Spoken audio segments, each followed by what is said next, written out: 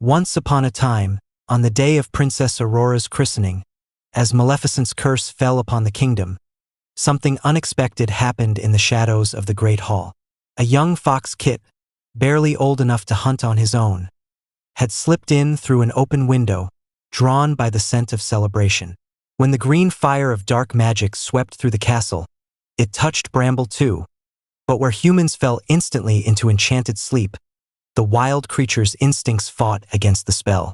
As silence blanketed the kingdom, Bramble found himself neither fully awake nor truly asleep. His dreams were filled with visions of a golden-haired child laughing in sunlit meadows, though he'd never seen the princess up close. The magic worked strangely on animals. While birds hung motionless mid-flight and deer stood frozen in the forest, Bramble could move, though every step felt heavy, as if pushing through deep water. The castle gates were already sealed by twisting thorns when he arrived, but the fox would not abandon his unseen charge. Years passed in the sleeping kingdom, and Bramble learned the rhythms of the cursed forest. Some days the magic weighed heavier than others. On these days he would curl beneath the roots of an ancient oak, drifting through dreams of the princess. Other times, when the spell lightened its grip, he patrolled the thorn borders, chasing away curious wolves or leading lost travelers back to the forest's edge before they could become trapped. The animals that shared his half-awake state became his silent companions.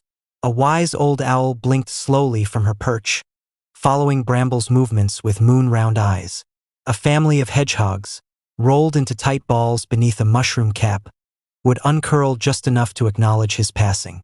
Though they couldn't speak, their presence reminded him he wasn't alone in his vigil.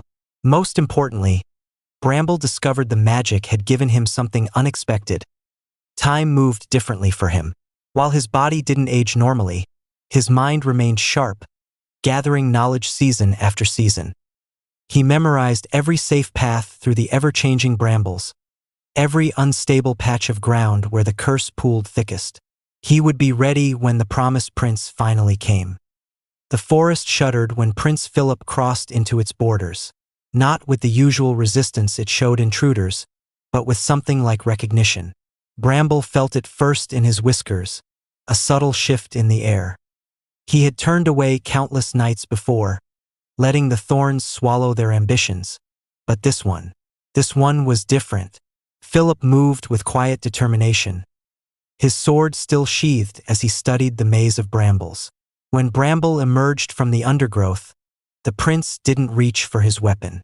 Instead, he knelt, extending a gloved hand. "You're no ordinary fox, are you?" he murmured. Bramble hesitated, then made his choice. With a flick of his tail, he darted toward the thickest part of the thorns, glancing back to ensure Philip followed. The brambles shivered apart just enough to let them pass, as though the forest itself was waking after a long sleep.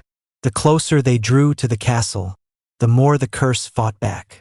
Shadows twisted into snarling wolf shapes, and the ground itself seemed to shift beneath their feet.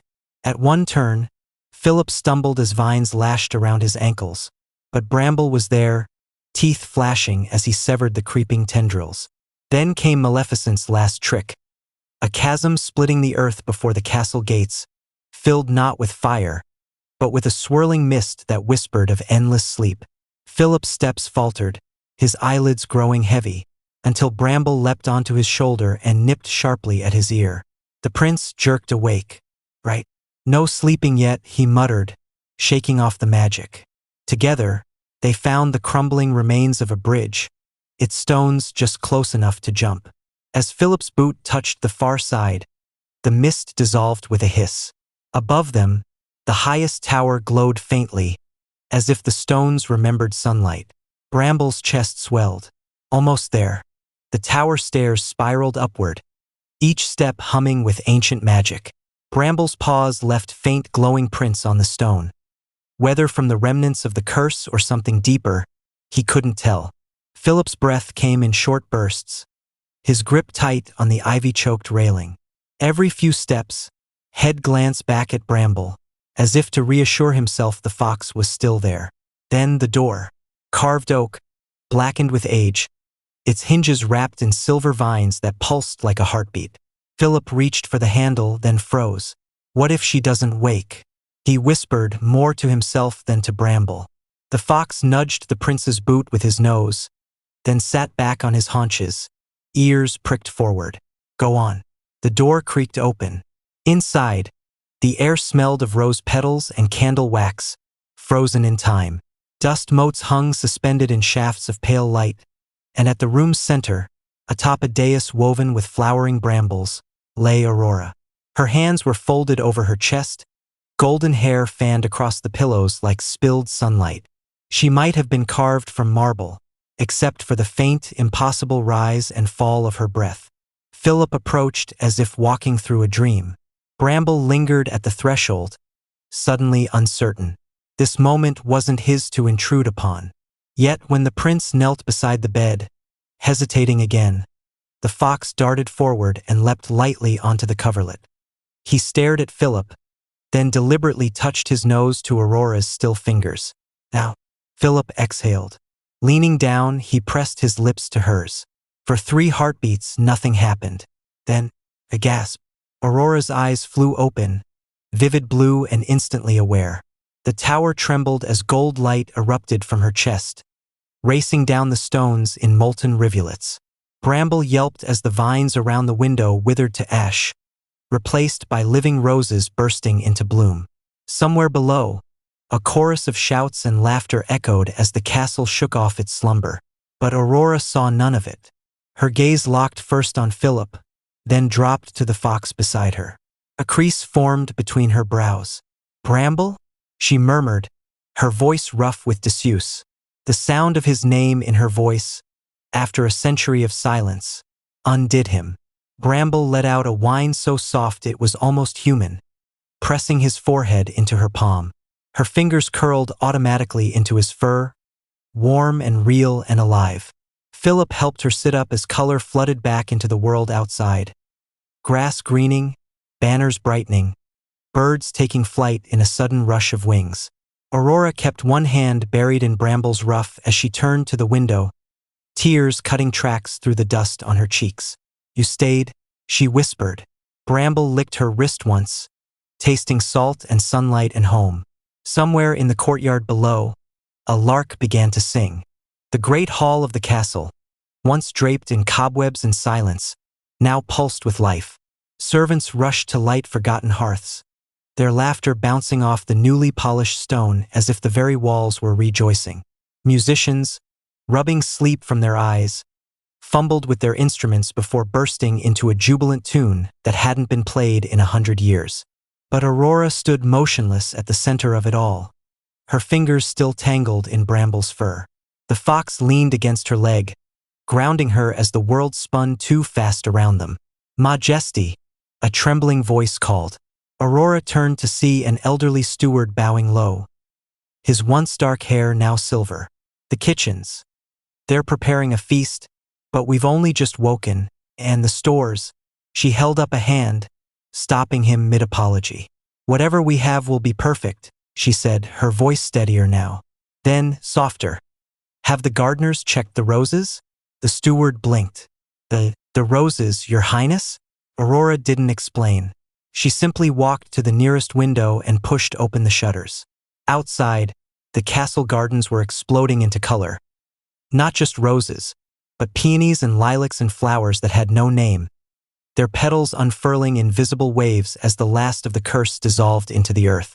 Bramble jumped onto the windowsill beside her, his tail brushing her arm. Philip joined them, his shoulder warm against hers. They remember you, he murmured. Aurora swallowed hard. They waited, too. That evening, as torches flickered against the twilight, the castle hosted the feast of a century. Tables groaned under roasted pheasant and honeyed fruits, though no one seemed to mind that the bread was slightly stale or the wine not quite properly aged. At the high table, Aurora sat with Bramble curled at her feet, his chin resting on her slipper. When the dancing began, Philip led her to the floor. But as the music swelled, Aurora suddenly knelt and gathered Bramble into her arms. The fox stiffened in surprise, then relaxed as she spun them both in a slow circle, his paws dangling awkwardly but his tail wagging. The courtiers gasped, then burst into applause. Later, When the stars were high and the fires burned low, Aurora stole away to the gardens. Bramble trotted beside her as she walked barefoot through the dewy grass, pausing now and then to touch a blossom or breathe in the night air. At the oldest oak tree, she sank to the ground and pulled Bramble into her lap. "I dreamed of you," she confessed, stroking his ears. Not clearly, more like the feeling. Warmth at the edge of the cold. Bramble licked her wrist, then rested his head against her chest, right over her heartbeat. Somewhere in the castle, a clock began to chime midnight, the first time it had struck in 100 years. Aurora didn't count the tolls. She simply held her friend close, listening to the new old rhythm of her kingdom waking up around them. In the years that followed, strange stories spread about the Queen's fox. How he never aged a day. How he could find anyone lost in the woods. How, if you swore loyalty to the crown, he might even let you scratch behind his ears. But the villagers closest to the castle knew the truth. If you passed the royal gardens at dawn, you might glimpse them.